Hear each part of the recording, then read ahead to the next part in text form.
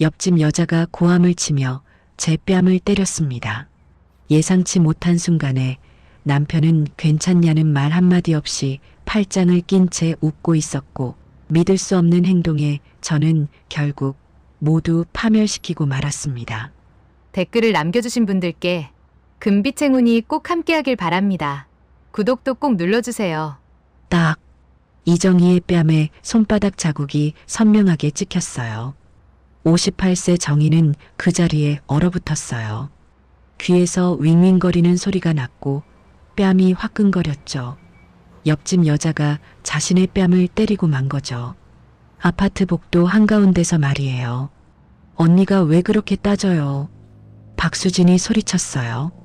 35세의 그 여자는 정희보다 23살이나 어렸어요. 얼굴은 새빨갛게 달아올랐고 눈에서는 눈물이 글썽거렸죠. 정희는 아직도 믿기지 않았어요. 손을 뺨에 갖다 댔어요. 따끔거렸죠. 수진 씨, 지금 언니가 먼저 욕했잖아요. 수진이 또 소리쳤어요. 하지만 정희는 욕 같은 건 하지 않았어요. 그저 차 얘기를 했을 뿐이에요. 어젯밤 주차장에서 수진의 차가 정희 차를 살짝 긁었어요. 범퍼에 흠집이 났죠. 그래서 오늘 아침 복도에서 수진을 만났을 때 조심스럽게 말했어요. 수진 씨, 어제 주차장에서 제 차랑 부딪혔던 것 같은데. 네, 저 그런 적 없는데요. 수진이 잡아떼기 시작했어요. 정희는 차분하게 설명했어요. 흠집 위치, 시간, 상황을 말이에요. 그러자 수진의 얼굴이 변했어요. 언니, 증거라도 있어요? 저한테 억지 쓰는 거예요? 아니에요. 그게 아니라. 언니가 왜 저한테 이래요? 진짜. 수진이 갑자기 목소리를 높였어요. 그리고는 정희 얼굴 앞으로 손을 휘둘렀어요. 정희는 본능적으로 손을 들었어요. 얼굴을 막으려고요. 하지만 막지는 않았어요. 그냥 손을 올렸다가 내렸죠. 그러자 수진이 소리쳤어요. 언니가 나 때리려고 했어요. 다들 봤죠? 그리고는 정희 뺨을 때렸어요. 딱, 바로 지금 이 순간이었어요. 정희는 충격에 말을 잃었어요. 뭐라고 해야 할지 몰랐어요. 그때였어요. 계단에서 발소리가 들렸어요. 무슨 일이야? 남편이었어요. 강민수, 60세, 정희와 23년을 함께 산 남편이었어요. 정희는 남편을 봤어요. 너무 다행이었어요. 남편이 이 상황을 정리해 줄 거예요. 여보, 저 여자가 날 때렸어. 정희가 다급하게 말했어요. 남편은 정희를 봤어요. 그리고 수진을 봤어요. 그리고는 미묘한 미소를 지었어요. 찰나의 순간이었어요. 아주 짧았어요. 하지만 정희는 분명히 봤어요. 남편 입가에 걸린 그 미소를요. 그래, 근데 당신이 뭐라고 했길래? 남편이 물었어요. 정희는 귀를 의심했어요. 뭐, 당신이 먼저 뭐라고 한 거 아니야? 남편의 목소리는 차갑게 식어 있었어요. 정희 편이 아니었어요. 수진이 울음을 터뜨렸어요. 오빠, 언니가 저한테 욕했어요. 저는 아무 잘못도 없는데. 오빠? 정희는 그 호칭에 또 한 번 놀랐어요. 수진이 남편을 오빠라고 불렀어요. 여보, 잠깐만. 일단 집에 가서 얘기하자. 남편이 정의 말을 끊었어요. 그리고는 수진에게 말했어요. 수진 씨, 괜찮아요? 많이 놀랐죠? 수진 씨? 아까는 오빠라고 불렀는데 남편은 수진 씨라고 불렀어요. 정중하게요. 친절하게요. 정희는 그 장면을 멍하니 바라봤어요. 남편이 정희 팔을 잡았어요. 가자. 집으로 돌아오는 엘리베이터 안에서 정희는 말을 꺼냈어요. 여보, 저 여자가 날 때렸어. 당신도 봤잖아. 봤어. 그런데 왜 아무 말도 안 해? 남편은 한숨을 쉬었어요. 여보, 사실 당신이 좀 예민한 거 아니야? 뭐, 요즘 갱년기라 그런가? 사소한 일에도 화를 잘 내고 정희는 입이 떡 벌어졌어요. 내가 화를 냈다고? 나는 그냥 차 얘기를. 혹시 스트레스 받는 일 있어? 병원 한번 가볼까? 내가 맞았는데 왜 내가 병원을 가? 엘리베이터 문이 열렸어요. 남편은 먼저 나갔어요. 정희는 그 뒷모습을 바라봤어요. 뭔가 이상했어요. 집에 들어와서도 남편은 정희 편을 들지 않았어요. 오히려 정희를 탓했어요. 당신이 먼저 시비 걸었잖아. 시비가 아니라 차 긁힌 것 때문에 그렇게 따질 일이야? 정희는 말문이 막혔어요. 23년을 함께 산 남편이었어요.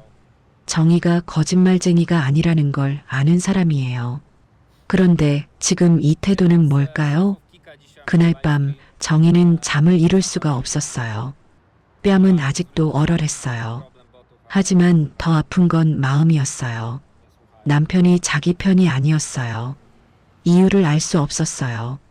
정희는 23년 결혼 생활을 돌아봤어요. 평범한 부부였어요. 싸우는 일도 별로 없었어요. 남편은 성실했고 정희는 현명했어요. 아들 하나를 키웠고 이제는 다 컸어요. 32세가 됐죠. 정희는 58세였어요. 전직 회계사였어요. 10년 전에 은퇴했죠. 그 10년 전 일이 문득 떠올랐어요. 정희가 마지막으로 일했던 회사에서 3억 원이 사라졌었어요. 횡령이었어요. 경찰도 찾지 못했어요. 하지만 정희가 석 달간 장부를 파헤쳐서 범인을 찾아냈어요. 회사에서 큰 상을 받았어요. 업계에서도 유명해졌죠. 신문에도 났어요. 대기업 3억 원 횡령 사건, 이정희 회계사가 해결. 하지만 정희는 그 일을 자랑하지 않았어요. 겸손한 성격이었거든요.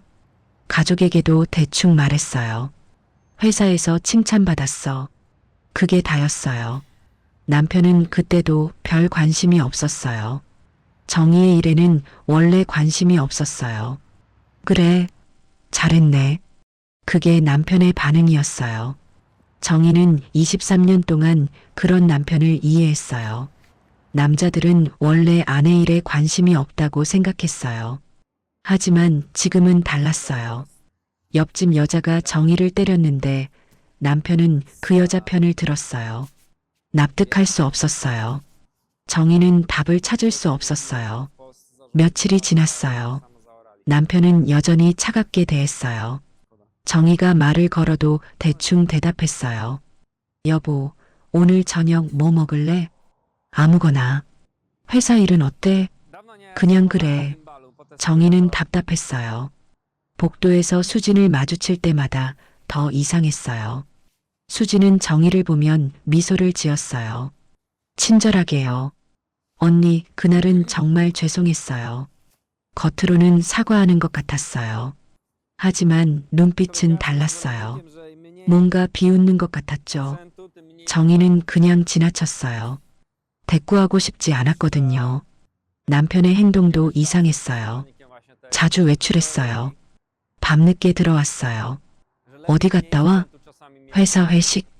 하지만 술 냄새는 안 났어요. 남편 옷에서는 낯선 향수 냄새가 났어요. 정희가 쓰는 향수가 아니었어요. 정희는 물어보지 않았어요. 물어봤자 신경 쓰지 마 같은 대답만 돌아올 게 뻔했거든요. 어느 날이었어요. 정희가 복도를 지나가는데 남편이 보였어요. 남편은 복도 CCTV를 보고 있었어요. 위치를 확인하는 것 같았죠. 그리고는 핸드폰으로 전화를 했어요. 여보세요, 관리사무소죠? CCTV 녹화 기간이 어떻게 되나요? 정희는 몸을 숨겼어요. 남편이 자신을 보지 못하게요. 남편이 CCTV를 확인하다니 이상했어요. 정희는 불안했어요. 뭔가 잘못되고 있었어요. 분명히요. 그날 밤 정희는 아들에게 전화했어요. 재훈아, 아빠가 요즘 이상해. 엄마, 아빠도 스트레스 많으시잖아. 이해해줘. 아들도 아버지 편이었어요. 근데 엄마 직감은 항상 맞잖아. 뭔가 이상하면 확인해봐. 재훈이 덧붙였어요. 그래요. 정의의 직감은 틀린 적이 없었어요. 10년 전 3억 원 횡령범을 찾을 때도 직감으로 시작했어요. 뭔가 이상해. 그 느낌을 따라갔더니 범인을 찾았어요. 지금도 그 느낌이 있었어요. 뭔가 숨기고 있어. 정의는 결심했어요. 알아내야 했어요. 남편이 뭘 숨기고 있는지요. 하지만 정의는 몰랐어요. 이게 치밀하게 계획된 연극의 시작이었다는 걸요. 2주일이 지났어요. 남편의 태도는 변하지 않았어요. 아니, 오히려 더 차가워졌어요. 아침에 일어나면 남편은 이미 나가 있었어요. 저녁에 돌아오면 말을 거의 하지 않았죠. 오늘 회사 어땠어? 그냥, 저녁은 먹고 왔어? 응. 대화가 끝이었어요. 정의는 뭔가 잘못된 게 분명하다고 느꼈어요. 하지만 어떻게 물어봐야 할지 몰랐어요. 사흘째 되던 날이었어요. 남편이 저녁을 먹다가 말했어요. 여보, 요즘 좀 예민한 것 같은데. 정의는 젓가락을 멈췄어요. 예민하다고? 응. 사소한 일에도 신경 쓰고. 무슨 사소한 일? 수진 씨 일 말이야. 아직도 그거 생각해? 정의는 믿을 수가 없었어요. 사소한 일? 나는 뺨을 맞았어. 그게 사소한 거야? 남편은 한숨을 쉬었어요. 당신이 먼저 따진 거잖아. 나는 차 얘기를. 알았어, 알았어. 남편이 손을 들었어요. 더 이상 듣고 싶지 않다는 제스처였어요. 정의는 가슴이 답답했어요. 남편이 식사를 마치고 일어났어요. 나 좀 나갔다 올게. 어디? 산책. 밤 9시에 산책이라니요. 남편은 현관문을 나갔어요. 정의는 창문으로 내려다봤어요. 남편이 아파트 단지를 벗어나는 게 보였어요. 산책치고는 빠른 걸음이었어요. 정의는 불안했어요. 다음 날 아침이었어요. 정의가 복도에 쓰레기를 버리러 나갔어요. 옆집 문이 열렸어요. 수진이 나왔어요. 아, 언니. 안녕하세요. 수진은 환하게 웃었어요. 마치 아무 일도 없었던 것처럼요. 정의는 고개만 끄덕였어요. 언니, 그날은 정말 죄송했어요. 제가 너무 흥분했나 봐요. 겉으로는 진심으로 사과하는 것처럼 보였어요. 하지만 정의는 알았어요. 저 눈빛이 진짜가 아니라는 걸요. 괜찮아요. 정의는 짧게 대답하고 지나쳤어요. 수진이 뒤에서 말했어요. 언니, 혹시 요즘 스트레스 받으세요? 얼굴이 안 좋으신 것 같아서요. 정의는 돌아보지 않았어요. 그냥 쓰레기를 버리고 집으로 돌아왔죠. 문을 닫는 순간 정의는 깨달았어요. 저 여자가 나를 놀리고 있어. 며칠 후였어요. 남편이 또 밤늦게 나갔어요. 이번에는 11시가 넘어서 돌아왔어요. 정의는 안 자고 기다렸어요. 남편이 들어왔을 때 정의는 거실 소파에 앉아 있었어요. 어디 갔다 왔어? 남편은 놀란 것 같았어요. 아, 깜짝이야. 왜 안 자고 있어? 어디 갔다 왔냐고. 회사 사람들이랑 술 한잔 했어. 정의는 남편에게 다가갔어요. 술 냄새를 맡았어요. 없었어요. 술 냄새 안 나는데? 조금밖에 안 마셔서 그래. 남편은 정의를 피해 방으로 들어갔어요. 정의는 남편이 벗어놓은 재킷을 집어들었어요. 향수 냄새가 났어요. 달콤한 꽃향기였어요. 정의가 쓰는 향수가 아니었어요. 정의는 재킷을 내려놓았어요. 손이 떨렸어요. 뭔가 확실히 잘못됐어요. 일주일이 더 지났어요. 남편은 점점 더 자주 외출했어요. 핸드폰도 항상 손에 쥐고 다녔어요. 정의가 다가가면 재빨리 화면을 끄곤 했어요. 뭐 봐? 아, 회사 이메일. 거짓말 같았어요. 어느 날 오후였어요. 정의가 복도를 지나가다가 우연히 봤어요. 남편이었어요. 남편은 복도 천장을 올려다보고 있었어요. CCTV를 보는 것 같았어요. 정의는 기둥 뒤에 몸을 숨겼어요. 남편은 CCTV 위치를 꼼꼼히 확인했어요. 복도 이쪽 끝에서 저쪽 끝까지요. 그리고는 핸드폰을 꺼내 전화를 걸었어요. 여보세요, 관리사무소죠? 질문이 하나 있는데요. 복도 CCTV 녹화 기간이 어떻게 되나요? 정희는 숨을 죽이고 들었어요. 아, 한 달이요? 네, 알겠습니다. 감사합니다. 남편이 전화를 끊었어요. 정희는 이해할 수 없었어요. 남편이 왜 CCTV 녹화 기간을 확인하는 거예요? 남편이 사라진 후 정희는 복도에 나왔어요. 천장을 올려다봤어요. CCTV가 보였어요. 정희가 수진에게 뺨을 맞았던 바로 그 자리를 찍고 있는 카메라였어요. 정희는 소름이 돋았어요. 뭔가 계획하고 있는 게 분명했어요. 그날 저녁 정희는 아들에게 전화했어요. 재훈아, 응, 엄마. 무슨 일이야? 아빠가 요즘 이상해. 전화기 너머로 아들이 한숨 쉬는 소리가 들렸어요. 엄마, 아빠도 스트레스 많으시잖아. 퇴직도 얼마 안 남았고. 이해해줘. 그게 아니라 엄마가 너무 예민한 거 아냐? 갱년기라 그런가? 정희는 입을 다물었어요. 아들까지 그런 말을 하다니요. 재훈아, 엄마가 언제 거짓말했니? 거짓말은 아니지만 엄마 아빠 입장도 생각해봐. 정희는 더 이상 말하고 싶지 않았어요. 알았어. 끊을게. 전화를 끊고 나서 정희는 생각했어요. 아무도 자기 편이 아니었어요. 남편도 아들도요. 하지만 재훈이 전화 끊기 직전에 한 말이 있었어요. 근데 엄마 직감은 항상 맞잖아. 뭔가 이상하면 확인해봐. 그 말이 정희를 붙들었어요. 맞아요. 정희의 직감은 틀린 적이 없었어요.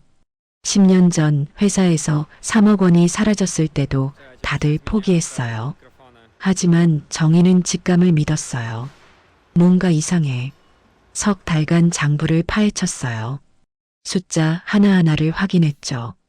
그리고 마침내 범인을 찾았어요. 정희는 숫자를 다루는 사람이었어요. 회계사였죠. 숫자는 거짓말을 하지 않아요. 사람은 거짓말을 해도 숫자는 진실을 말해요. 정희는 결심했어요. 확인해야 했어요. 남편이 뭘 숨기고 있는지요. 이틀 후였어요. 남편이 출근하고 난 뒤 정희는 남편의 서재로 갔어요. 책상 서랍을 열어봤어요. 회사 서류, 명함, 볼펜. 별다른 건 없었어요. 정희는 침실로 갔어요. 옷장을 열었어요. 남편 재킷 주머니를 하나씩 확인했어요. 영수증이 나왔어요. 커피숍 영수증이었어요. 이틀 전 거였어요. 아메리카노 2잔. 남편은 아메리카노를 마시지 않아요. 에스프레소를 마시죠. 정희는 영수증을 주머니에 넣었어요. 주차장으로 내려갔어요. 남편 차가 있었어요. 퇴근해서 타고 나가곤 하니까요. 정희는 차 문을 열었어요. 예비키가 있었거든요. 조수석 서랍을 열었어요. 휴지, 물티슈, 그리고 영수증이 또 있었어요. 레스토랑 영수증이었어요. 일주일 전이었어요. 저녁 식사 2인분 10만 원. 남편은 그날 밤 회식이라고 했었어요. 정희는 영수증 뒷면을 봤어요. 남편 필적으로 뭔가 적혀 있었어요. 다음 주 목요일 오후 2시. 누구랑 약속인가요? 정희는 사진을 찍었어요. 핸드폰으로요. 그리고 영수증을 다시 제자리에 놓았어요. 증거를 모으기 시작한 거예요. 10년 전처럼요. 그날 밤 남편이 늦게 들어왔어요. 정희는 아무렇지 않은 척했어요. 늦었네. 저녁은? 먹고 왔어. 회사 회식? 응. 거짓말이에요. 영수증에는 2인분이라고 나와 있었어요. 회식이 2인분일 리 없죠. 정희는 아무 말 하지 않았어요. 남편이 샤워하러 들어갔어요. 정희는 남편 재킷을 살펴봤어요. 또 향수 냄새가 났어요. 이번에는 더 진했어요. 정희는 재킷 주머니를 확인했어요. 영수증이 하나 더 있었어요. 모텔 영수증이었어요. 정희의 손이 떨렸어요. 강남 소재, 오후 2시부터 6시까지 4시간. 오늘 날짜였어요. 정희는 영수증을 보며 굳어 있었어요. 화장실에서 물소리가 들렸어요. 남편이 곧 나올 거예요. 정희는 재빨리 사진을 찍었어요. 그리고 영수증을 다시 주머니에 넣었어요. 거실로 나와 소파에 앉았어요.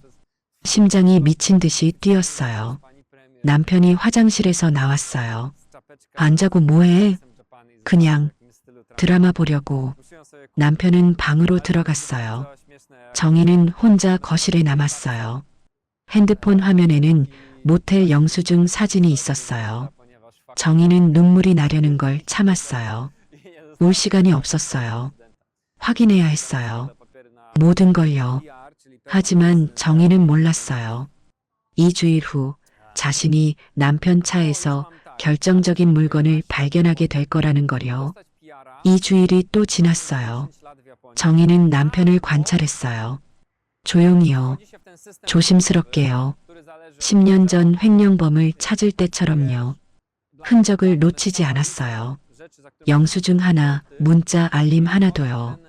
남편은 눈치채지 못했어요. 정희가 지켜보고 있다는 걸요. 어느 토요일 오후였어요. 남편이 골프 간다고 나갔어요. 저녁 때 올게. 하지만 골프채는 가져가지 않았어요. 정희는 확신했어요. 거짓말이라는 걸요. 남편이 나간 후 정희는 주차장으로 내려갔어요.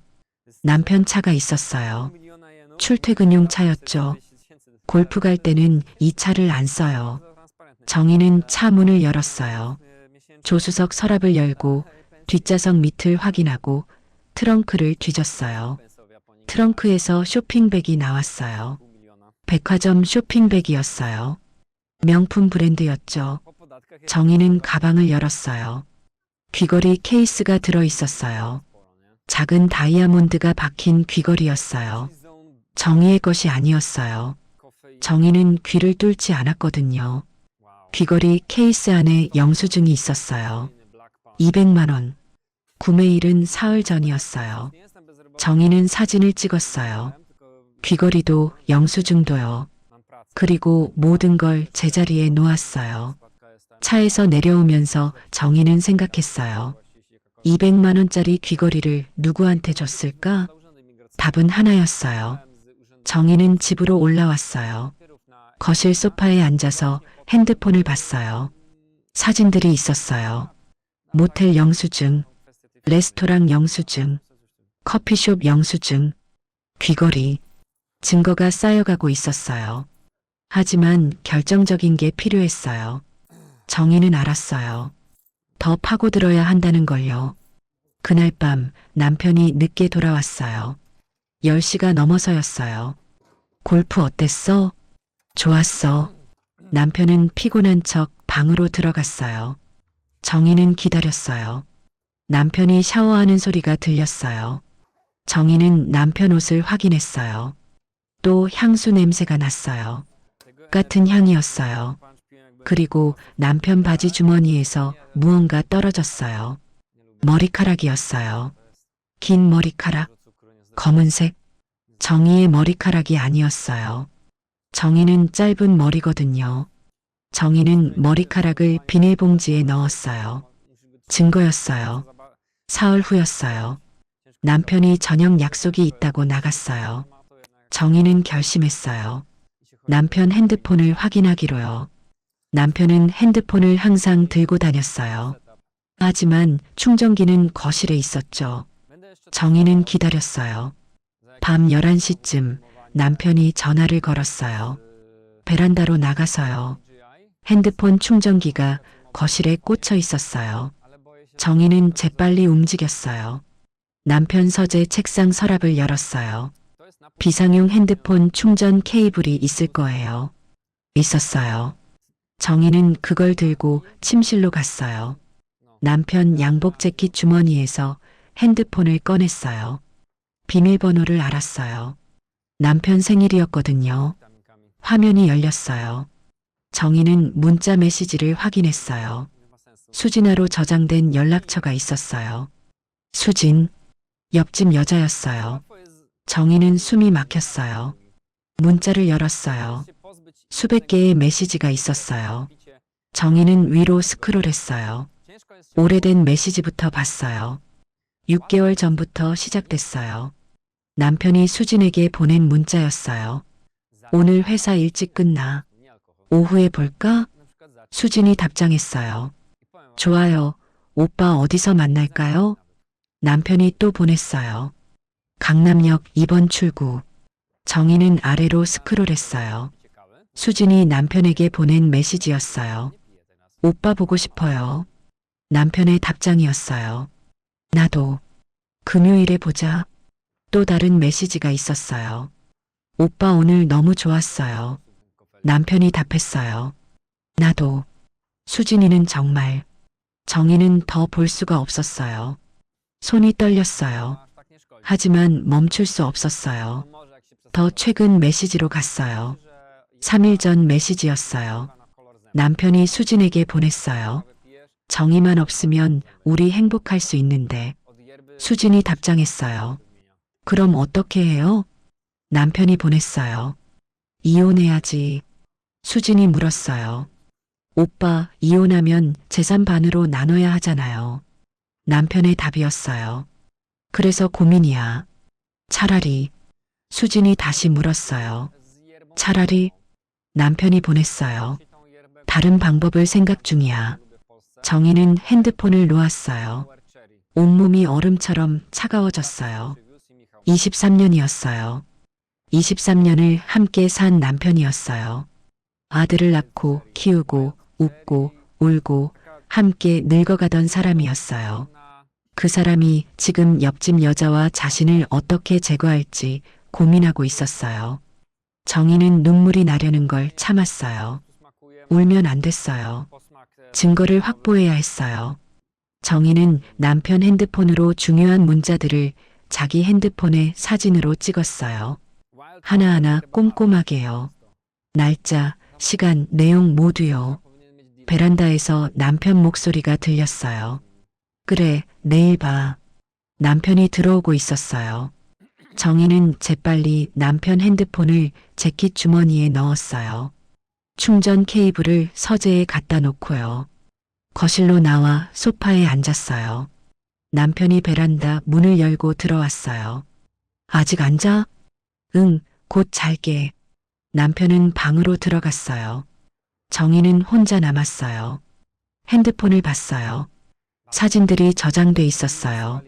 남편과 수진의 문자 메시지들이요. 증거였어요. 하지만 정희는 알았어요. 이것만으로는 부족하다는 걸요. 다른 방법을 생각 중이야. 남편이 무슨 방법을 생각하고 있는 걸까요? 정희는 섬뜩했어요. 그날 밤 정희는 잠을 이룰 수 없었어요. 남편은 옆에서 편히 자고 있었어요. 정희는 그 얼굴을 봤어요. 23년을 함께 산 얼굴이었어요. 이제는 낯선 사람의 얼굴 같았어요. 정희는 생각했어요. 옆집 여자가 1년 전에 이사 왔을 때부터였어요. 그때부터 수지는 남편에게 친절했어요. 오빠, 이거 좀 들어주실래요? 오빠, 전구 좀 갈아주실 수 있어요? 오빠, 혼자 사니까 외로워요. 정희는 그때 아무 생각 없었어요. 그냥 친절한 이웃이라고만 생각했죠. 남편도 도와주는 게 당연하다고 생각했어요. 하지만 그게 시작이었어요. 수지는 계획적으로 남편에게 접근했던 거예요.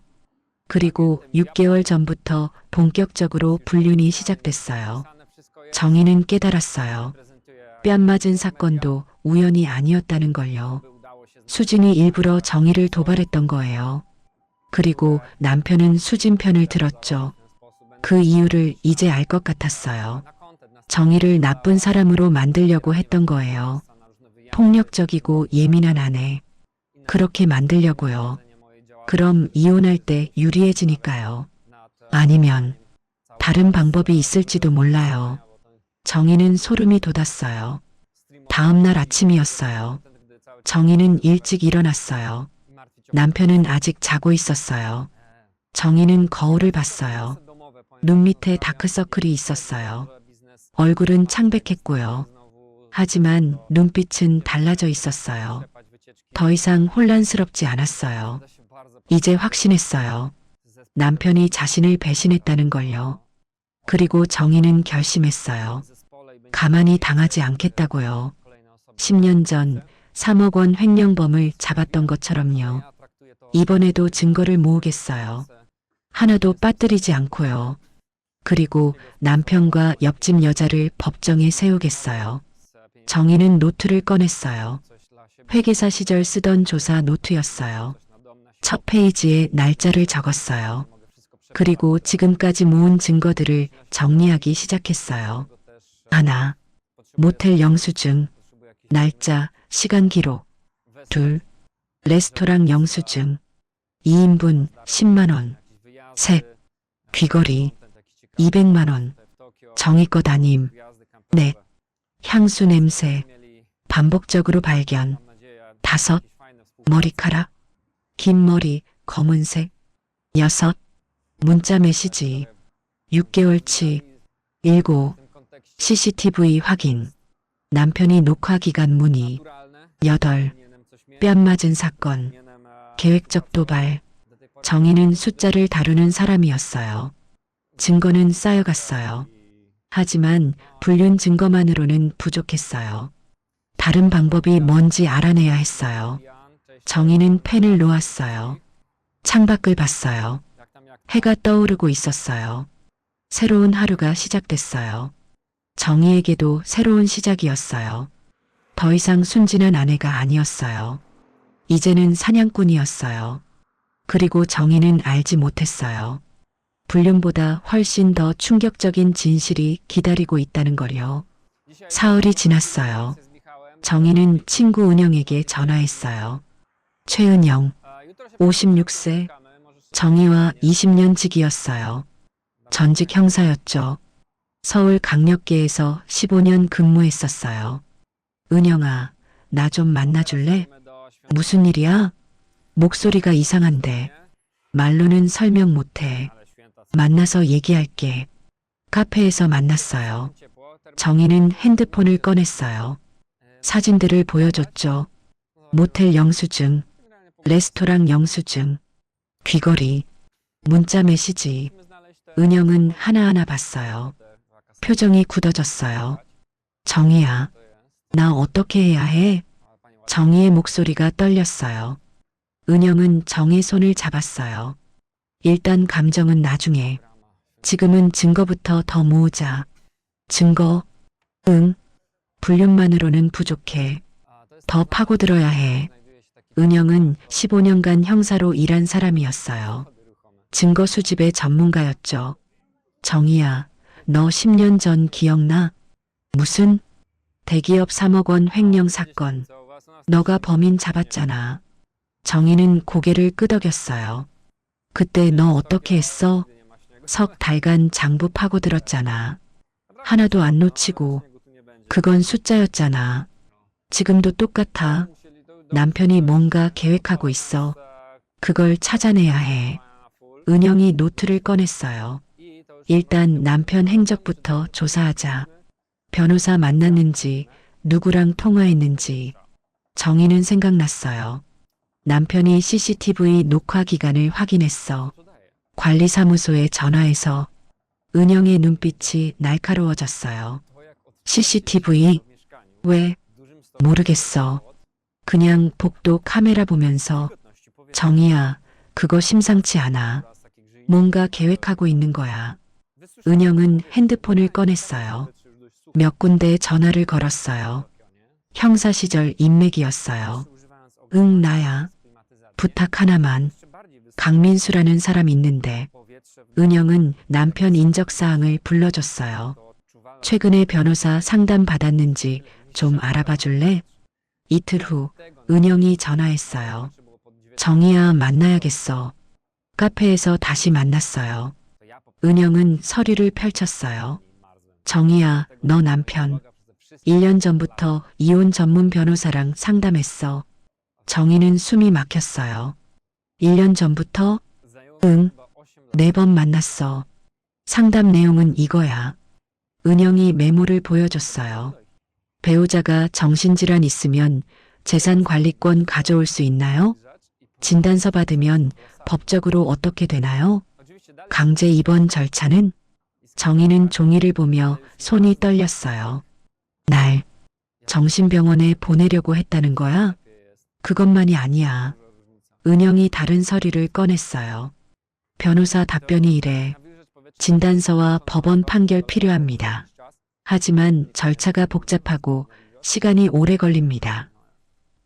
그럼 너 남편은 포기하지 않았어. 다른 방법을 찾았겠지.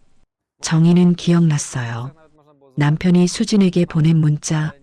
다른 방법을 생각 중이야. 은영아, 그 방법이 뭘까?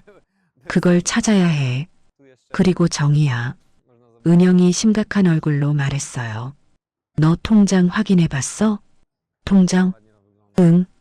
혹시 돈이 이상하게 빠져나간 적 없어? 정희는 생각해 봤어요. 통장은 정희 명의였어요. 하지만 남편도 공동 명의로 돼 있었죠. 확인 안 해봤는데. 당장 확인해. 지금. 정희는 은행 앱을 열었어요. 거래 내역을 봤어요. 최근 입출금 내역이 쭉 나왔어요.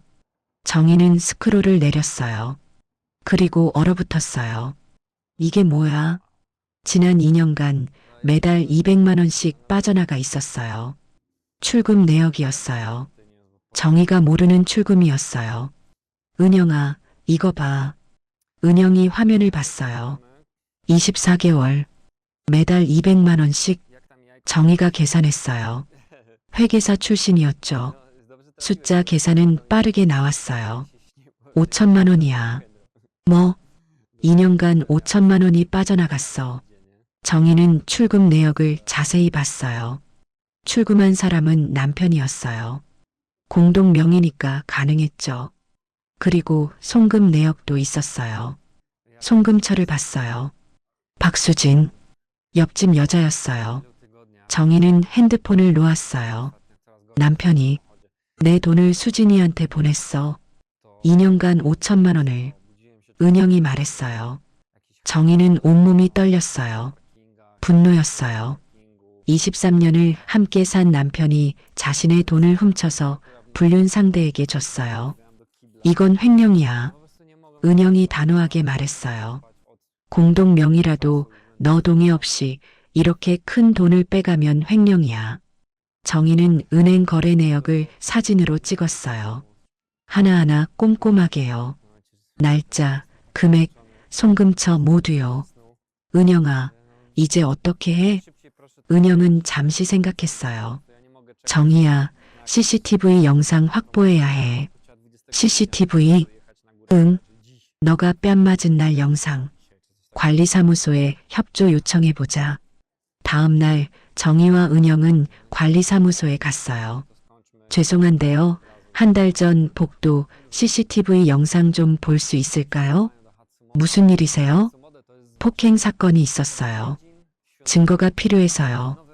관리사무소 직원이 컴퓨터를 켰어요. 영상을 찾았어요. 정희가 뺨 맞은 날이었어요. 화면에 복도가 나왔어요. 정희와 수진이 서 있었어요. 수진이 정희 뺨을 때리는 장면이 찍혔어요. 여기요. 정희가 말했어요. 조금만 더 전으로 돌려주세요. 영상을 되감았어요. 그리고 정희는 봤어요. 결정적 장면을요. 폭행 3초 전이었어요. 계단에서 남편이 내려오고 있었어요. 남편이 수진과 눈을 마주쳤어요. 그리고 고개를 끄덕였어요. 분명한 신호였어요. 그 후 수진이 정희 뺨을 때렸어요. 은영이 말했어요. 저기, 저 부분 화면 멈춰주세요. 직원이 화면을 멈췄어요. 남편이 고개 끄덕이는 장면이었어요. 이거 복사할 수 있나요? 신분증이랑 사유서 작성하시면 가능합니다. 정희는 서류를 작성했어요. USB에 영상을 복사했어요. 관리사무소를 나오면서 은영이 말했어요. 정희야, 이거 완전히 계획된 거야. 뭐가? 너가 뺨 맞은 거. 남편이랑 수진이가 짠 거야. 정희는 소름이 돋았어요. 무슨 의미야? 생각해봐. 남편이 CCTV 위치 확인했잖아. 그리고 신호를 보냈어. 그럼 수진이가 널 도발하려고 했던 거야. 너가 먼저 때리게. 정희는 이해했어요. 내가 때리면 CCTV에 찍히고, 응, 그럼 너를 폭력적인 아내로 만들 수 있지. 정신병 주장할 때 유리하고. 근데 나는 안 때렸잖아. 그래서 계획이 실패한 거야. 너가 참았으니까. 은영이 계속 말했어요. 근데 수진이가 널 때렸어. 그것도 계획 비었을 거야. 무슨? 너를 자극해서 나중에 또 폭발하게 만들려고. 정희는 전율이 흘렀어요. 모든 게 연극이었어요. 치밀하게 계획된 연극. 정희를 정신병자로 만들어서 재산을 빼앗으려던 거였어요. 카페로 돌아왔어요. 은영이 노트에 정리했어요. 정희야, 지금까지 증거가 이거야. 하나, 불륜 증거, 모텔, 레스토랑, 문자 메시지. 둘, 횡령, 2년간 5천만 원. 셋, 재산 탈취 음모, 변호사 상담 기록. 넷, 가짜 폭행극, CCTV 신호. 근데 아직 부족해. 뭐가? 다른 방법이 뭔지 모르잖아. 정희도 알았어요. 남편이 정신병원 계획을 포기하고 다른 방법을 생각 중이라고 했어요. 그게 뭘까요? 더 위험한 방법일까요? 정희는 불안했어요. 은영아, 무섭다. 은영이 정희 손을 꽉 잡았어요. 정희야, 너는 10년 전 3억 원 횡령범도 잡았잖아. 대기업 사람들도 못 찾던 범인을. 그건 너는 할 수 있어. 너는 전문가야. 숫자와 증거의 전문가. 정희는 고개를 들었어요. 맞아요. 정희는 회계사였어요. 석 달간 장부를 파헤쳐서 3억 원 횡령범을 찾아냈던 사람이었어요. 남편의 5천만 원 횡령? 정희한테는 쉬운 일이었어요. 은영아, 더 파고들어야겠어. 어떻게? 남편 행동을 더 관찰할 거야. 그리고 다른 방법이 뭔지 알아낼 거야. 정희의 눈빛이 달라졌어요. 더 이상 혼란스럽지 않았어요. 분노도 아니었어요. 냉정함이었어요. 사냥꾼의 눈빛이었어요. 그날 밤 집으로 돌아왔어요. 남편은 거실에서 TV를 보고 있었어요. 어디 갔다 왔어? 친구 만났어. 정희는 아무렇지 않게 대답했어요. 남편은 눈치채지 못했어요. 정희가 모든 걸 알고 있다는 걸요. 정희는 방으로 들어갔어요. 노트를 펼쳤어요. 새로운 페이지에 적었어요. 다음 목표 다른 방법 파악. 정희는 펜을 놓았어요. 창밖을 봤어요. 밤하늘에 별이 떠 있었어요. 정희는 생각했어요. 곧 알아낼 거예요. 남편이 무슨 계획을 하고 있는지요.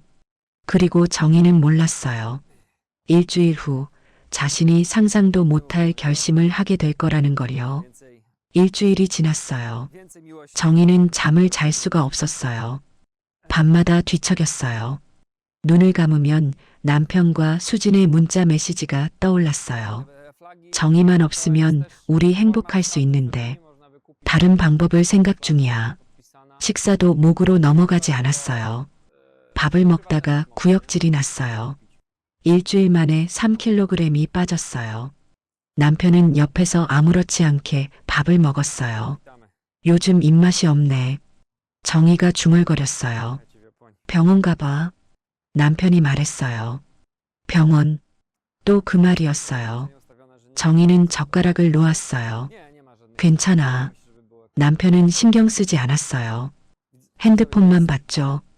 아마 수진이랑 문자하고 있을 거예요. 정희는 견딜 수가 없었어요.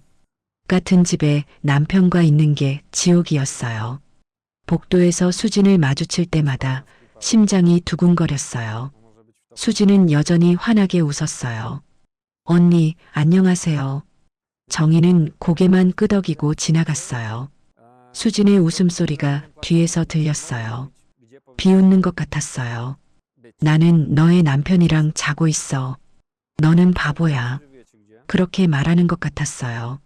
정희는 집에 돌아와 화장실에서 울었어요. 소리 내지 않고요. 물소리를 틀어놓고 울었어요. 남편이 듣지 못하게요. 이틀 후였어요. 아들 재훈이 전화했어요. 엄마, 괜찮아? 응, 괜찮아. 목소리가 안 좋은데 감기 기운이 좀 있나 봐. 정희는 거짓말했어요. 아들에게 사실을 말할 수 없었어요. 너 아버지가 불륜 중이고 엄마 돈 5천만 원 훔쳐서 여자한테 줬고 엄마를 정신병원에 보내려고 해. 어떻게 그런 말을 하겠어요? 엄마 아빠 말로는 엄마가 요즘 예민하시대. 재훈이 조심스럽게 말했어요. 정희는 가슴이 찢어지는 것 같았어요. 아들 맞아요. 재훈아, 엄마는 예민하지 않아. 알아, 엄마. 근데 갱년기라서 그런 거 아닐까? 정희는 더 이상 말하고 싶지 않았어요. 그럴 수도 있겠네. 괜찮아. 엄마 아빠한테 너무 화내지 마. 아빠도 힘드실 거야. 정희는 눈물이 났어요. 아무도 자기 편이 아니었어요. 남편도 아들도 아무도요. 알았어. 끊을게. 엄마, 괜찮아. 일 바쁘지? 나중에 통화하자. 전화를 끊었어요. 정희는 소파에 주저앉았어요. 온몸에 힘이 빠졌어요.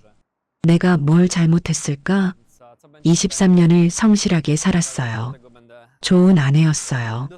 좋은 엄마였어요. 남편을 믿었고 아들을 사랑했어요. 근데 왜 이렇게 됐을까요? 정희는 울고 또 울었어요. 그날 밤 은영이 전화했어요. 정희야, 괜찮아? 은영아. 정희는 울음을 참지 못했어요. 나 어떻게 해야 해? 나 정말 미칠 것 같아.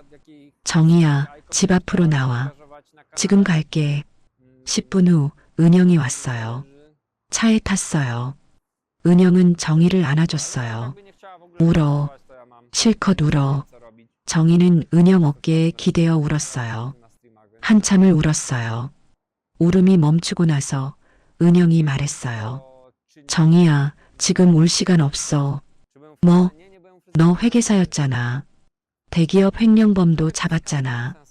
그건 그 능력으로 저 나쁜 놈들 박살내자. 은영의 목소리는 단호했어요. 어떻게? 증거 더 모으는 거야. 그리고 법정에 세우는 거지. 정희는 고개를 저었어요. 은영아, 나 힘들어. 못하겠어. 정희야. 은영이 정희 어깨를 잡았어요.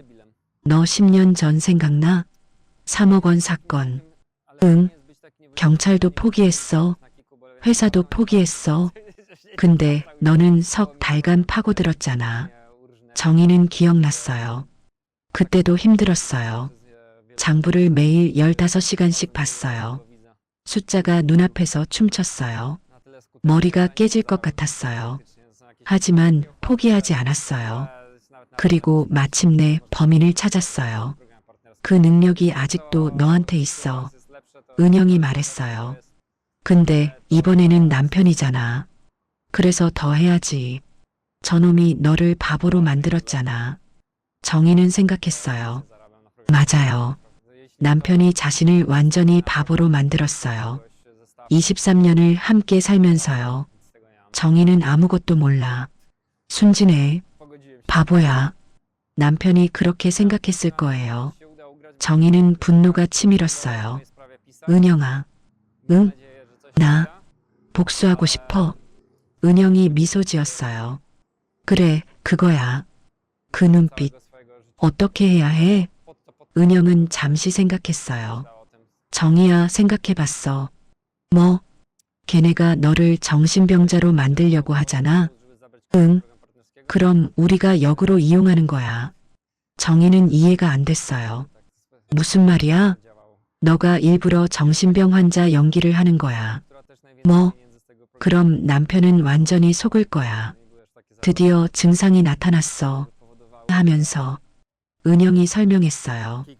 그동안 우리가 증거를 모으는 거지.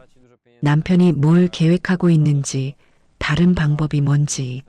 정희는 놀랐어요. 내가 연기를? 응. 남편 앞에서 이상하게 행동하는 거야. 예를 들면 기억 못하는 척, 물건 잃어버린 척, 같은 질문 반복하기. 정희는 고민했어요.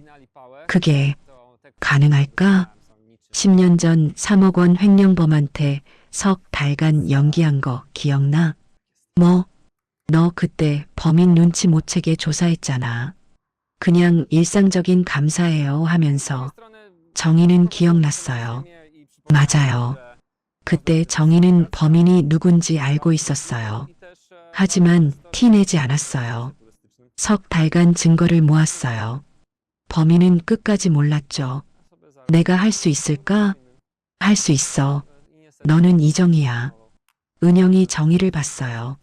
정희는 마음속 깊은 곳에서 뭔가 깨어나는 걸 느꼈어요. 10년 전의 자신이었어요. 냉철하고 전략적이고 포기하지 않는 회계사. 은영아. 응?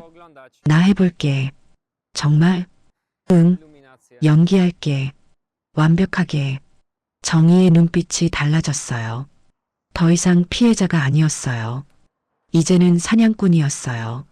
좋아. 그럼 계획을 짜자. 은영이 노트를 꺼냈어요. 일단 첫 주에는 가벼운 증상부터 어떤 날짜 헷갈리기, 물건 찾기, 뭐 그런 거. 알겠어.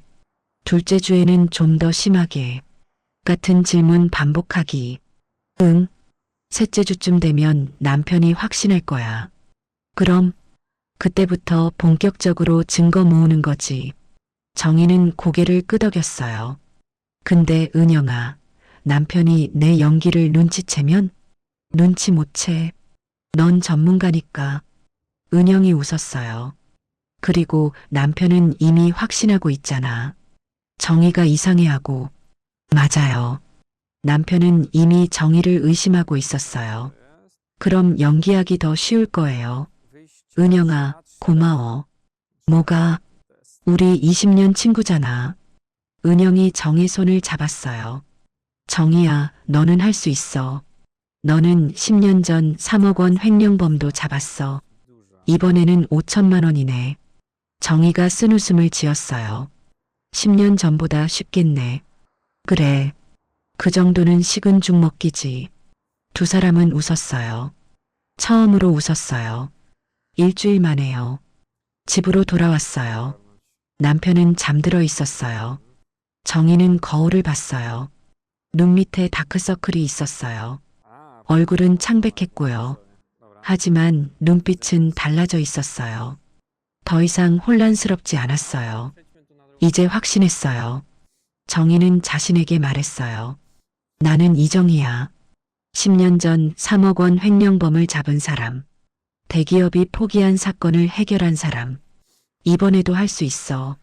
정희는 노트를 펼쳤어요. 세 페이지에 적었어요. 작전명령 이용. 기간 4주. 목표 남편의 계획 파악 및 증거 확보.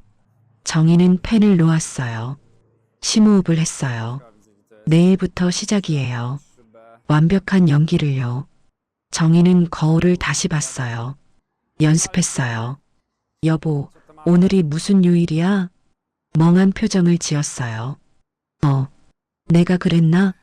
당황한 표정을 연습했어요. 완벽했어요. 정희는 미소 지었어요. 냉소적인 미소였어요. 강민수, 당신은 나를 몰랐어요. 나는 23년 동안 참았어요. 하지만 이제는 아니에요. 내가 가장 잘하는 방법으로 싸울게요. 정희는 불을 껐어요. 침대에 누웠어요. 처음으로 마음이 편안했어요. 계획이 있었거든요. 정희는 잠들었어요. 그리고 꿈을 꿨어요. 10년 전 꿈이었어요. 3억 원 횡령범을 잡던 날의 꿈이었어요. 범인이 무너지는 장면이었어요. 정희는 웃으며 잠들었어요. 곧 현실이 될 거예요. 남편이 무너지는 장면이요. 그날 밤부터 정희는 완벽한 연기를 시작했어요. 남편은 전혀 눈치채지 못했어요. 그날부터 한 달간 정희는 완벽한 연기를 시작했어요. 첫째 주 아침이었어요. 남편이 신문을 보고 있었어요. 정희가 물었어요. 여보, 오늘이 무슨 요일이야? 남편이 신문에서 눈을 떼고 정희를 봤어요. 금요일이잖아. 정희는 멍한 표정을 지었어요. 아, 그랬구나. 남편은 이상하다는 듯 정희를 봤어요. 왜? 뭐 약속 있어? 아니, 그냥. 정희는 아무렇지 않은 척 했어요. 하지만 속으로는 미소 지었어요. 시작이야. 이틀 후였어요. 정희는 일부러 리모컨을 냉장고에 넣어뒀어요. 저녁 시간이었어요. 남편이 TV를 켜려고 리모컨을 찾았어요. 여보, 리모컨 어디 있어? 거기 있잖아. 정희가 소파 쪽을 가리켰어요. 하지만 없었어요. 남편이 집안을 뒤졌어요. 10분 후 냉장고를 열었어요. 리모컨이 우유 옆에 있었어요. 여보, 이거 왜 여기 있어? 정희가 놀란 표정을 지었어요. 내가 그랬나? 냉장고에 리모컨을? 미안. 기억이 안 나. 남편은 이상하다는 표정으로 정희를 봤어요. 그날 밤 남편이 전화했어요. 베란다로 나가서요. 정희는 문틈으로 들었어요. 수진아, 정희가 진짜 이상해. 남편의 목소리였어요. 리모컨을 냉장고에 넣었어. 정희는 속으로 웃었어요. 걸렸어. 둘째 주. 정희는 같은 질문을 반복하기 시작했어요. 저녁 식사 중이었어요. 여보, 저녁 먹었어? 지금 먹고 있잖아. 정희는 당황한 척했어요. 아, 그렇구나. 30분 후였어요. 여보, 저녁 먹었어? 남편이 젓가락을 놓았어요. 방금 물어봤잖아. 그랬어? 미안. 남편은 정희를 빤히 봤어요. 걱정하는 표정이 아니었어요. 확신하는 표정이었어요. 드디어 그런 표정이었어요. 정희는 알았어요. 남편이 완전히 속고 있다는 걸요. 셋째 주, 남편이 정희에게 말했어요. 여보, 병원 가보자. 정희는 강하게 거부했어요. 싫어. 나 괜찮아. 근데 요즘 너무 이상해. 병원 안 가. 절대 안 가. 정희는 일부러 격하게 반응했어요. 남편은 당황했어요. 그날 밤 남편이 또 전화했어요. 베란다에서요. 정희는 문틈으로 들었어요. 수진아, 정희가 병원 가기를 거부해. 수진의 목소리가 들렸어요. 오빠, 조금 더 지켜봐. 증상이 더 심해지면 그때 강제로. 남편이 답했어요. 그래, 조금만 더 기다리자. 정희는 문 뒤에서 노트를 꺼냈어요. 날짜와 내용을 적었어요. 3월 15일 오후 9시 30분. 남편과 수진 통화. 강제 입원 계획 논의. 증거였어요. 넷째 주. 남편이 옆집 여자에게 문자를 보냈어요. 정희는 우연히 봤어요. 남편이 화장실 간 사이에 핸드폰 화면이 켜져 있었거든요. 드디어 증상이 나타났어. 정희는 사진을 찍었어요. 속으로 미소 지었어요. 완벽해. 계속 속고 있어.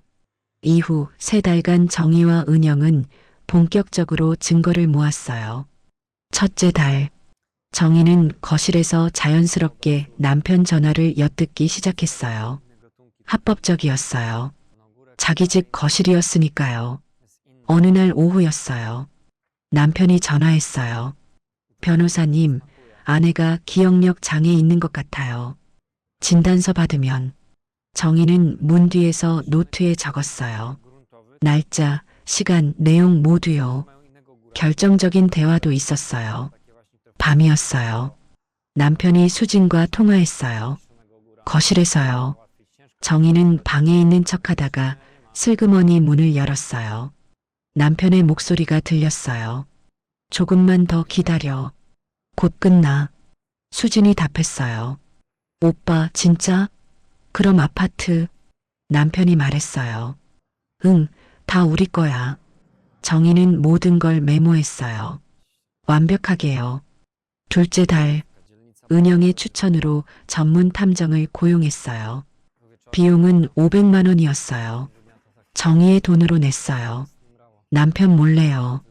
탐정이 남편과 수진을 미행했어요. 일주일 후 사진이 왔어요. 모텔 출입 사진이었어요. 남편과 수진이 함께 들어가는 모습이었어요. 레스토랑 데이트 사진도 있었어요. 두 사람이 손을 잡고 웃는 모습이었어요. 차 안에서 키스하는 사진도 있었어요.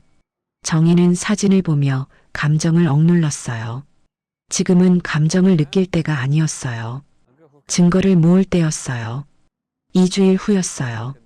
탐정이 전화했어요. 이상한 걸 발견했습니다. 뭔데요? 옆집 여자가 다른 남자랑도 만나요. 정희는 놀랐어요. 다른 남자요? 네. 며칠간 단독으로 미행했거든요. 남편분과 만나지 않는 날도 외출하길래 따라갔습니다. 탐정이 설명했어요.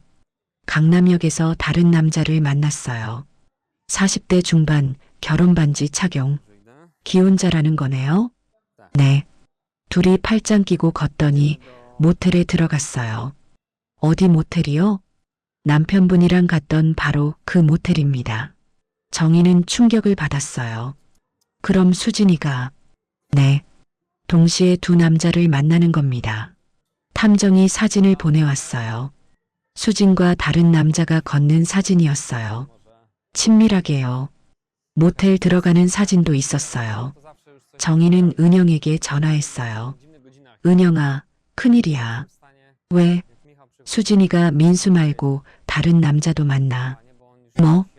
카페에서 만났어요. 정희가 사진을 보여줬어요. 은영은 사진을 보고 얼굴이 굳었어요. 정희야, 이 여자. 동시에 여러 명 만나는 거야. 민수는 그냥 여러 명 중 하나였던 거네. 호구 중에 호구지. 은영이 생각에 잠겼어요. 정희야, 이 여자 과거를 조사해야겠어. 어떻게? 내가 부산이랑 대구에 경찰 동기가 있어. 물어볼게. 일주일 후였어요. 은영이 전화했어요. 정희야, 만나야겠어. 큰일 터졌어. 카페에서 만났어요. 은영은 서류를 펼쳤어요. 정희야, 수진이 과거 조사했어. 뭐가 나왔어? 이 여자 전문가야. 은영이 설명했어요.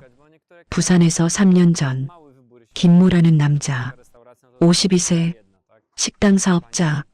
무슨 일이? 수진이가 이웃으로 접근했어. 불륜 시작하고 재산 이전 약속받고 3천만 원 받아서 사라졌어. 결과는 김씨 파산, 이혼, 지금 원룸 거주. 정희는 입을 다물 수가 없었어요. 대구는요? 2년 전 박모라는 남자, 48세, 내과 의사. 수법이 같아요? 응. 환자로 만나서 접근, 불륜, 이혼 유도, 5천만 원이랑 차받음. 결과는 박 씨 아내랑 이혼 우울증으로 병원 폐업. 정희는 소름이 돋았어요. 이 여자 완전 전문가네. 민수는 세 번째야. 아니, 지금 만나는 다른 남자까지 하면 네 번째. 우리가 막지 않으면 피해자가 더 생기겠지. 은영이 서류를 더 꺼냈어요. 부산 김 씨랑 대구 박 씨한테 연락했어. 뭐라고 했어요? 둘 다 법정에서 증언하겠대. 정말요? 응. 김 씨가 그러더라. 저 여자 때문에 제 인생이 망가졌어요. 꼭 처벌해 주세요. 박 씨는요? 법정에서라도 증언하겠습니다. 다른 피해자가 생기지 않게. 정희는 눈물이 날 뻔했어요. 자기만 당한 게 아니었어요. 수지는 여러 남자들을 망쳤어요. 계획적으로요. 셋째 달, 정희는 이혼 전문 변호사를 만났어요. 모든 증거를 보여줬어요. 불륜 사진, 문자 메시지 사진, 통장 거래 내역, 횡령 5천만 원 증거. CCTV 영상. 고개 끄덕이는 신호. 가짜 연기로 남편을 속인 메모. 수진의 과거 자료. 부산, 대구 피해자 증언서. 변호사는 서류를 보고 감탄했어요. 이 정도면 100% 승소입니다. 정말요? 네. 특히 가짜 연기로 상대방을 속인 건 법정에서 강력한 무기가 될 겁니다. 변호사가 덧붙였어요. 남편 측에서 아내가 정신병이라고 주장할 텐데 부인께서 오히려 남편을 속인 걸 증명하면 남편 주장이 완전히 무너집니다. 정희는 처음으로 희망을 느꼈어요. 고소도 가능한가요?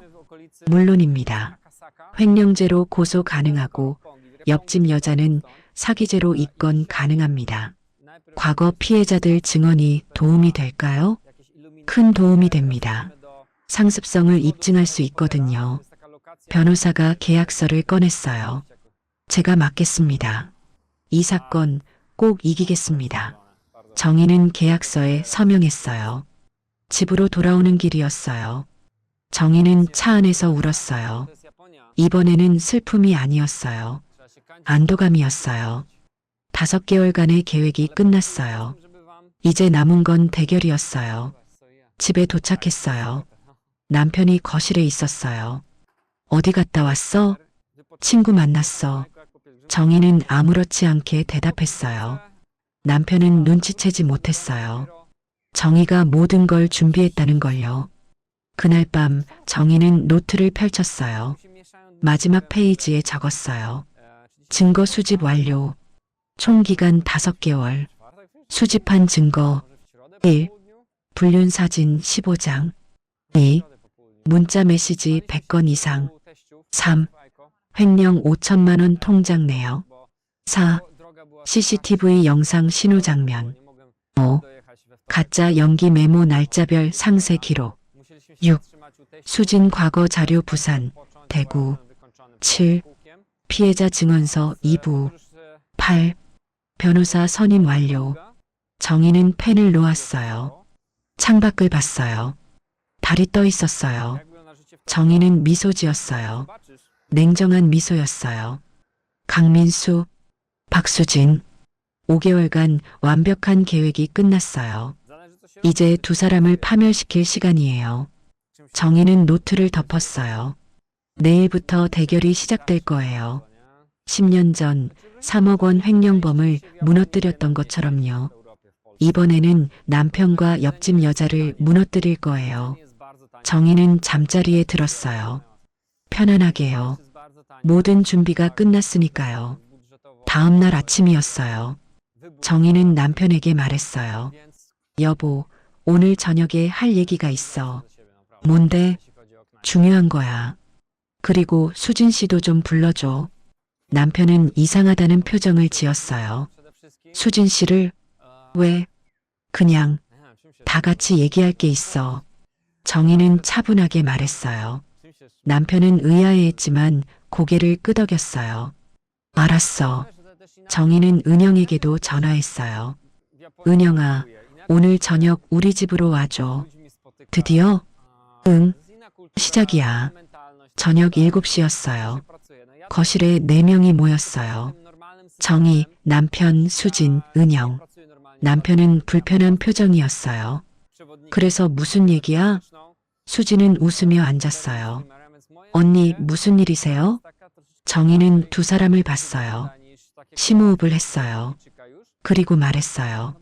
목소리는 완전히 정상이었어요. 할 얘기가 있어요. 남편이 놀랐어요. 목소리가. 정희는 미소 지었어요. 지난 석 달간 제가 이상하게 행동한 거 기억하죠? 남편은 고개를 끄덕였어요. 응, 전부 연기였어요. 순간 거실이 조용해졌어요. 남편은 입을 벌렸어요. 뭐? 리모컨 냉장고에 넣은 것도, 같은 질문 반복한 것도 전부 일부러 한 거예요. 수진의 얼굴이 새하얘졌어요. 정희는 계속 말했어요. 당신들이 저를 정신병자로 만들려고 했으니까 제가 먼저 정신병자 연기를 한 거죠. 남편은 말을 잃었어요. 정희는 테이블에 서류를 펼쳤어요. 자, 이제 보여드릴게요. 첫 번째 증거였어요. 사진들이었어요. 모텔 출입 사진. 남편과 수진이 함께 들어가는 모습이었어요. 레스토랑 데이트 사진. 두 사람이 손을 잡고 웃는 사진. 차 안에서 키스하는 사진. 남편은 얼굴이 하얗게 질렸어요. 이게 6개월간 찍은 거예요. 정희는 차분하게 말했어요. 두 번째 증거였어요. 프린트한 문자 메시지들이었어요. 정희가 읽었어요. 정희만 없으면 우리 행복할 수 있는데 이혼해야지. 다른 방법을 생각 중이야. 남편은 아무 말도 못했어요. 세 번째 증거였어요. 통장 거래 내역이었어요. 엑셀로 정리된 표였어요. 2년간 매달 200만 원씩 총 5천만 원. 정희가 말했어요. 수진 씨 계좌로 직접 이체. 남편은 식은땀을 흘렸어요. 네 번째 증거였어요. 노트북을 켰어요. CCTV 영상이 재생됐어요. 복도였어요. 정희가 뺨 맞기 직전 장면이었어요. 계단에서 남편이 내려왔어요. 수진과 눈을 마주쳤어요. 그리고 고개를 끄덕였어요. 신호였어요. 그 후 수진이 정희 뺨을 때렸어요. 이 영상 보세요. 정희가 말했어요. 당신이 신호 보낸 거예요. 수진 씨한테. 남편은 화면을 보며 말을 잃었어요. 나는 계획된 거였죠. 저를 폭력적인 사람으로 만들려고. 정희는 멈추지 않았어요. 다섯 번째 증거였어요. 변호사 상담 기록이었어요. 1년 전부터 이혼 전문 변호사랑 상담했어요. 정희가 서류를 읽었어요. 배우자가 정신질환 있으면 재산 관리권 가져올 수 있나요? 강제 입원 절차는? 남편은 고개를 숙였어요. 여섯 번째 증거였어요. 정희가 노트를 펼쳤어요. 석 달간 제가 적은 메모예요. 3월 15일 남편과 수진 통화. 조금 더 지켜보다가 강제로 발언. 3월 22일 남편 변호사 전화. 진단서 받으면 발언. 4월 5일 수진에게 문자. 드디어 증상 나타났어 발언. 정희는 모든 날짜, 시간, 내용을 적어뒀어요. 회계사답게요. 남편은 고개를 들지 못했어요. 그때 정희가 마지막 폭탄을 터뜨렸어요. 그리고 이게 제일 중요해요.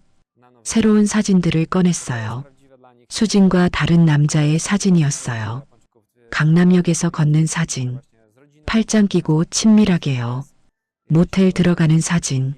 남편과 갔던 바로 그 모텔이었어요. 남편은 사진을 보고 얼어붙었어요. 이게 뭐야? 정희가 차분하게 말했어요.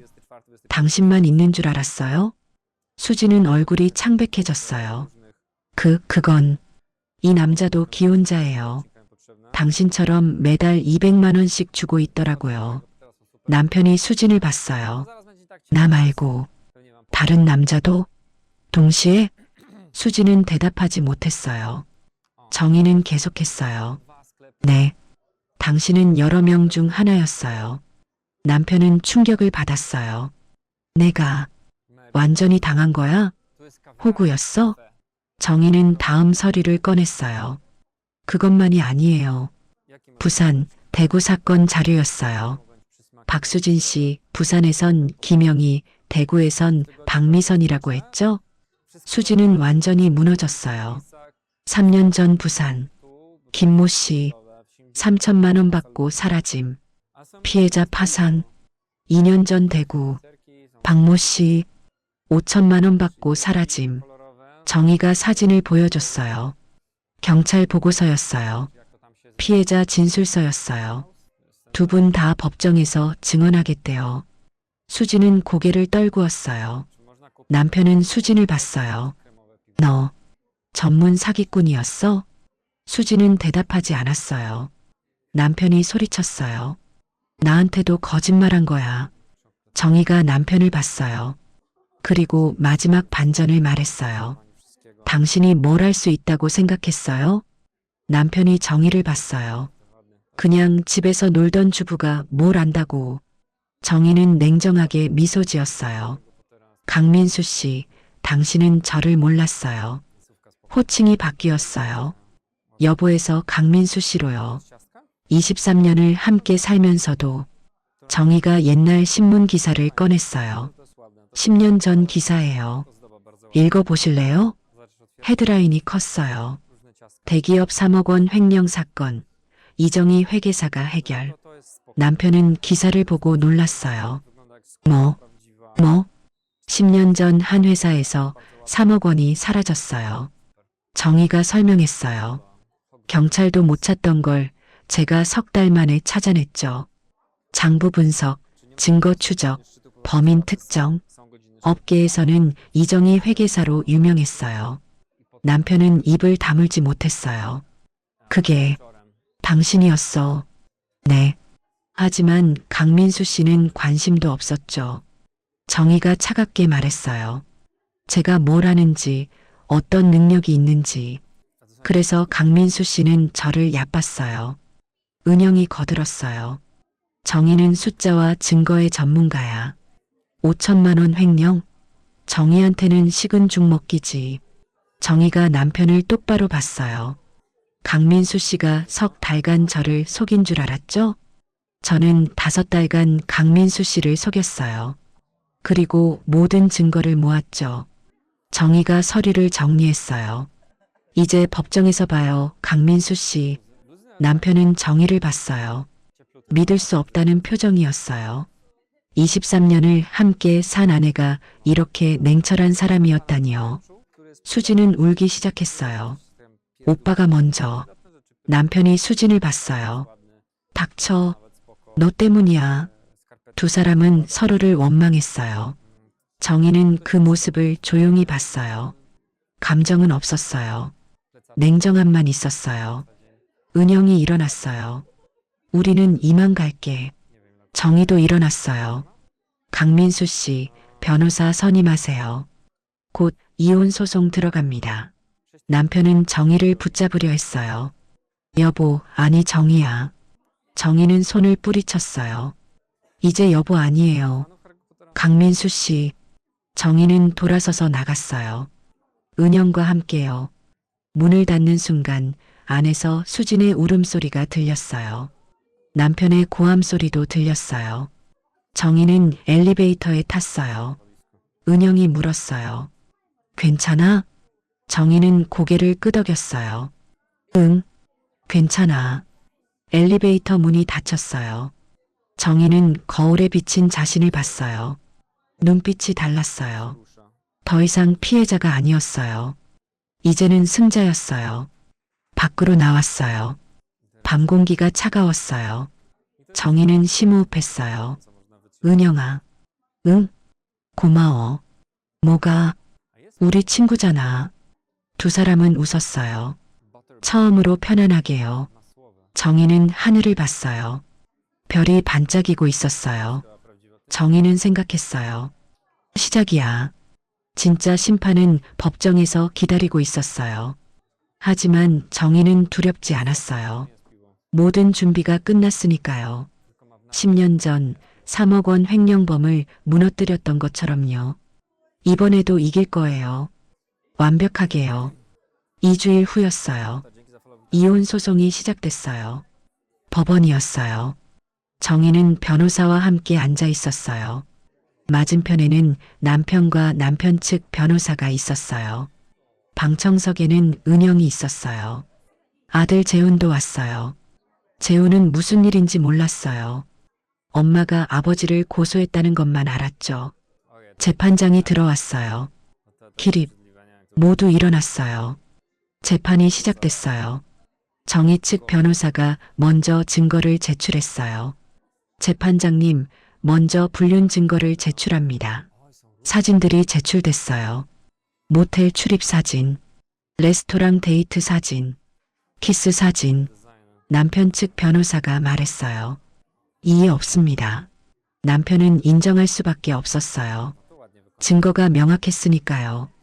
다음은 문자 메시지였어요. 피고와 박수진 씨의 문자 내용입니다. 프린트된 문자들이 제출됐어요.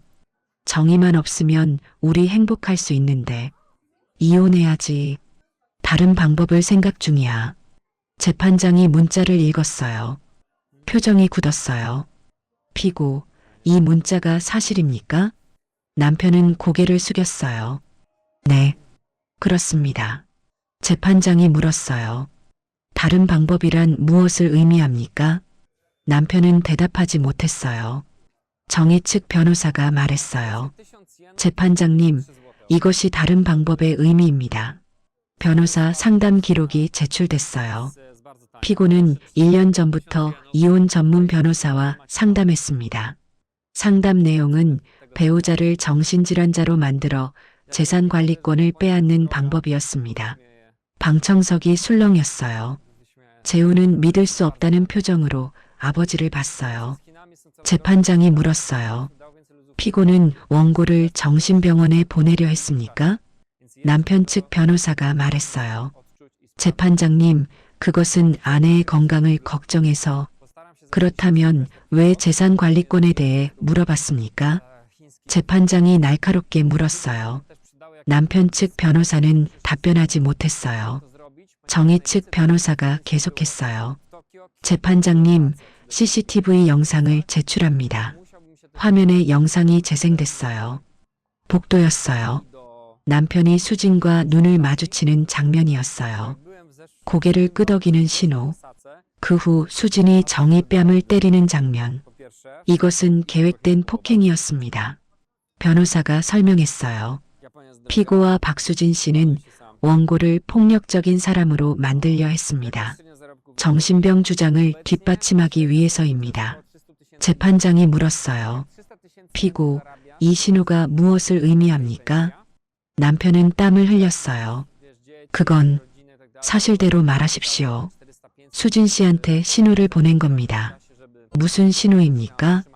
남편은 대답하지 못했어요. 정희 측 변호사가 말했어요. 지금 하라는 신호였습니다. 다음은 횡령 증거였어요. 재판장님, 피고는 2년간 원고 명의 통장에서 5천만 원을 인출했습니다. 통장 거래 내역이 제출됐어요. 엑셀로 정리된 표였어요. 매달 200만 원씩 24개월간 모두 박수진 씨 계좌로 송금됐습니다. 재판장이 남편을 봤어요. 피고, 원고 동의 없이 이 돈을 인출했습니까? 네. 용도가 무엇이었습니까? 남편은 대답하지 못했어요. 박수진 씨에게 준 것입니까? 네. 방청석에서 재훈이 충격을 받았어요. 아빠가 5천만 원을? 그때 정희 측 변호사가 폭탄을 터뜨렸어요. 재판장님, 그런데 중요한 사실이 하나 더 있습니다. 박수진 씨는 피고뿐 아니라 다른 기혼 남성과도 동시에 관계를 맺고 있었습니다. 사진이 제출됐어요. 수진과 다른 남자의 사진이었어요. 남편은 사진을 보고 고개를 떨궜어요. 그리고 박수진 씨는 과거에도 같은 수법으로 여러 남성을 속였습니다. 부산, 대구 사건 자료가 제출됐어요. 3년 전 부산, 피해자 김모 씨, 3천만 원 편취. 2년 전 대구, 피해자 박모 씨, 5천만 원 편취. 두 분 모두 오늘 증인으로 출석했습니다. 재판장이 증인석을 봤어요. 증인 김모 씨, 나오십시오. 부산에서 온 남자가 증인석에 앉았어요. 50대 중반이었어요. 초췌해 보였어요. 증인, 박수진 씨와 어떤 관계였습니까? 이웃이었습니다. 3년 전에요. 무슨 일이 있었습니까?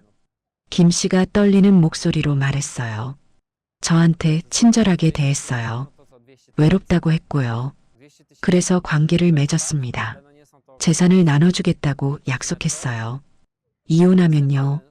3천만 원을 줬습니다. 그리고 사라졌어요. 결과는 어땠습니까? 파산했습니다. 아내와 이혼했고요. 지금 원룸에서 혼자 삽니다. 김 씨는 고개를 숙였어요. 재판장이 물었어요. 증인 박모 씨, 나오십시오. 대구에서 온 남자가 증인석에 앉았어요. 40대 후반이었어요. 증인 박수진 씨와의 관계는 환자로 만났습니다. 2년 전에요. 무슨 일이 있었습니까? 관계를 맺었습니다. 이혼을 유도했어요. 5천만 원이랑 차를 줬습니다. 그리고 연락이 끊겼어요. 결과는 박 씨는 눈물을 흘렸어요. 병원을 폐업했습니다. 우울증으로 지금은 상담 치료를 받고 있습니다. 방청석이 숙연해졌어요. 재판장이 말했어요. 증인들 수고하셨습니다. 증인들이 나갔어요. 재판장이 남편을 봤어요. 피고 들었습니까? 박수진 씨는 전문 사기꾼입니다. 피고도 피해자 중 한 명입니다. 남편은 고개를 들지 못했어요. 그때 정희가 증인석에 섰어요. 정희 측 변호사가 물었어요. 원고님, 왜 가짜 정신병 연기를 하셨습니까? 정희가 차분하게 말했어요. 피고가 저를 정신병자로 만들려 했습니다. 그래서 역으로 이용했습니다. 석 달간 완벽하게 연기하며 피고의 범죄 계획을 모두 기록했습니다. 어떻게 그런 생각을 하셨습니까? 정희가 말했어요. 저는 전직 회계사입니다. 10년 전 대기업 3억 원 횡령 사건을 해결했습니다. 신문 기사가 제출됐어요. 방청석이 술렁였어요. 재우는 놀란 표정으로 엄마를 봤어요. 엄마가 그런 일을 석 달간 장부를 분석해서 범인을 찾았습니다. 그 경험이 도움이 됐습니다. 정희가 계속 말했어요. 숫자와 증거를 다루는 건 제 전문 분야입니다. 피고의 5천만 원 횡령은 제게 어렵지 않았습니다. 방청석에서 박수 소리가 났어요. 재판장이 정희를 봤어요. 원고님 대단하십니다. 휴정 시간이었어요. 재훈이 정희에게 왔어요. 엄마, 재훈아.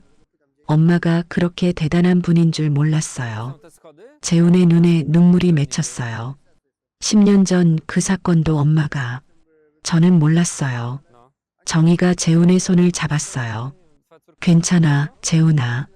엄마는 겸손한 성격이라 말 안 했던 거야. 재훈이 아버지 쪽을 봤어요. 아버지는 변호사와 얘기하고 있었어요. 아빠, 저 실망했어요. 재훈이 아버지에게 갔어요. 엄마를 완전히 얕봤네요. 재훈아, 엄마는 아빠보다 훨씬 강한 분이에요. 더 이상 듣고 싶지 않아요. 재훈은 다시 엄마 쪽으로 갔어요. 재판이 재개됐어요.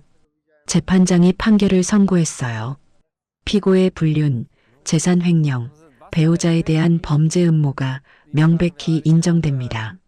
특히 원고를 정신질환자로 만들어 재산을 탈취하려 한 계획은 매우 악의적입니다. 원고 측 증거가 명확하고 피고 측 반박이 전무하여 이례적으로 신속한 판결을 내립니다. 이혼을 인정합니다. 재산 분할은 원고에게 전액 귀속됩니다. 위자료 5천만 원, 횡령액 반환 5천만 원, 총 1억 원을 피고는 원고에게 배상하라. 망치 소리가 울렸어요. 정희는 조용히 눈을 감았어요. 이겼어요. 완벽하게요. 법정 밖에서 정희와 재훈이 걸었어요.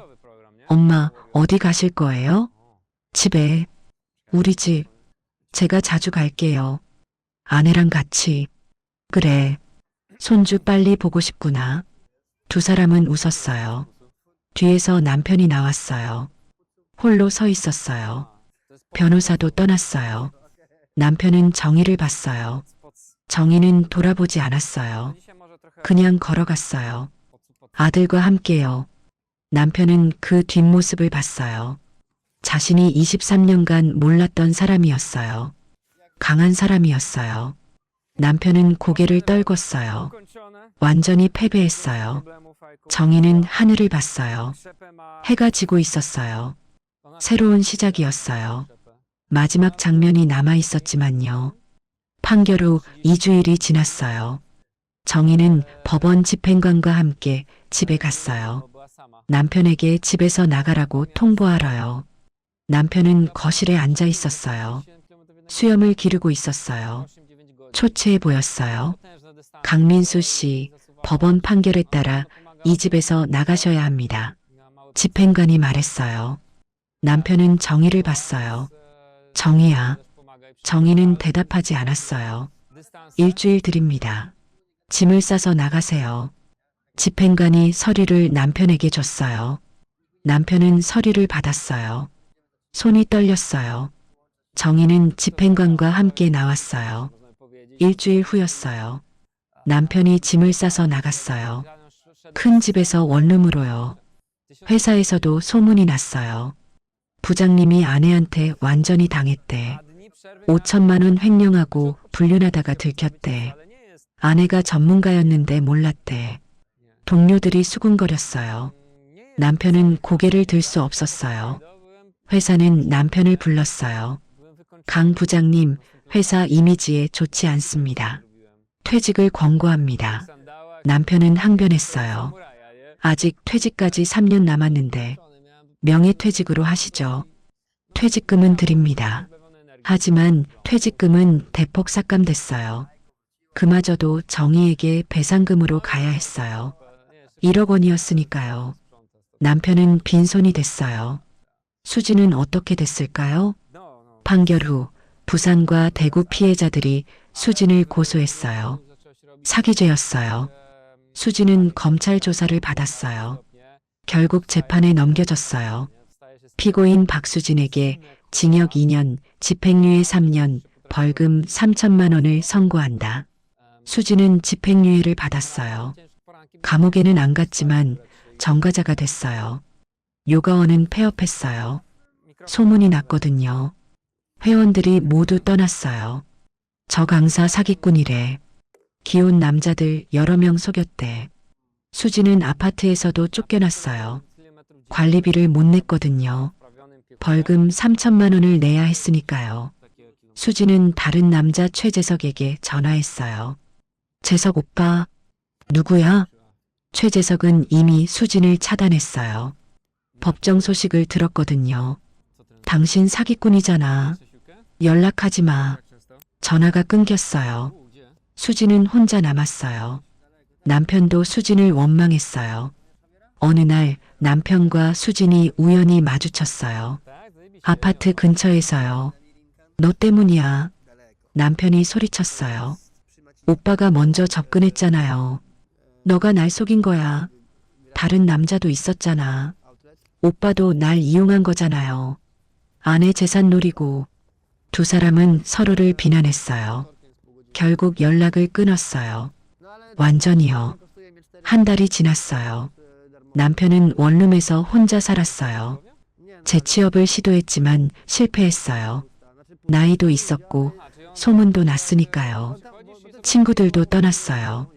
강민수 아내한테 당했대. 바보 같은 놈. 친구들은 남편을 피했어요. 남편은 완전히 고립됐어요. 어느 날 밤이었어요. 남편은 술을 마셨어요. 혼자서요. 원룸에서요.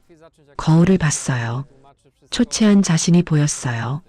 내가 어떻게 이렇게 됐지? 생각했어요. 1년 전만 해도 남편은 행복하다고 생각했어요. 아니, 행복한 척했어요. 사실은 지루했어요. 23년 같은 사람과 사는 게요. 수진이 나타났을 때 설렜어요. 젊고 예쁜 여자가 자신을 좋아한다고 생각했어요. 바보였어요. 수진은 돈을 노린 거였어요. 남편도 바보가 아니었어요. 정의의 재산을 노렸으니까요. 하지만 정의가 더 위였어요. 완전히요.